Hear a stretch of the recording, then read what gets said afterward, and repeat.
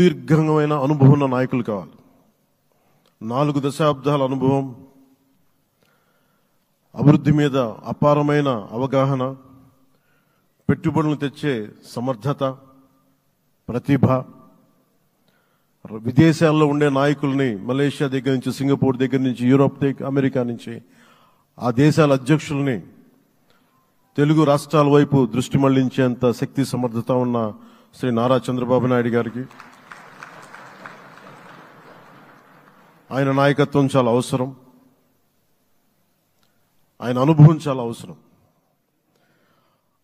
అలాంటి అపారమైన అనుభవం ఉన్న వ్యక్తిని, అనుభవం ఒకటే కాదు, ధైర్యశాలి.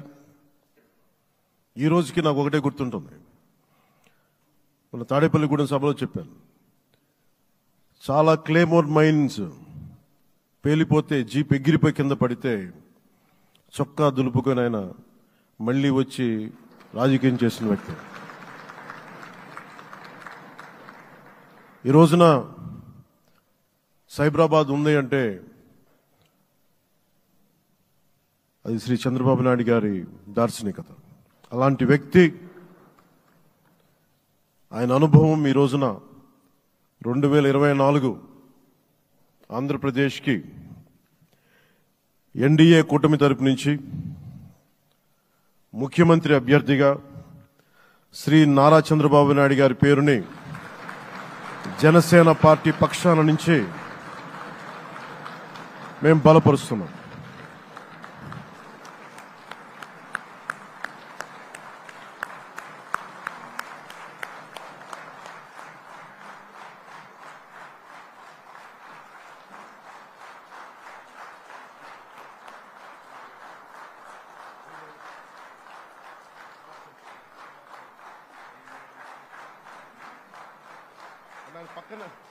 ఇది నేను ఆయన పక్కన పెట్టుకుని చెప్పాలి.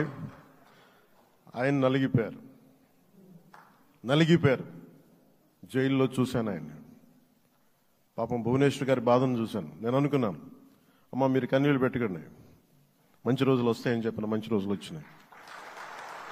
వారికి మనస్ఫూర్తిగా వారికి నా హృదయపూర్వక శుభాకాంక్షలు. మీరు అద్భుతమైన పాలన ఇవ్వాలి అందరికీ మనస్ఫూర్తిగా మీకు నేను తెలియజేసుకున్నాను సార్.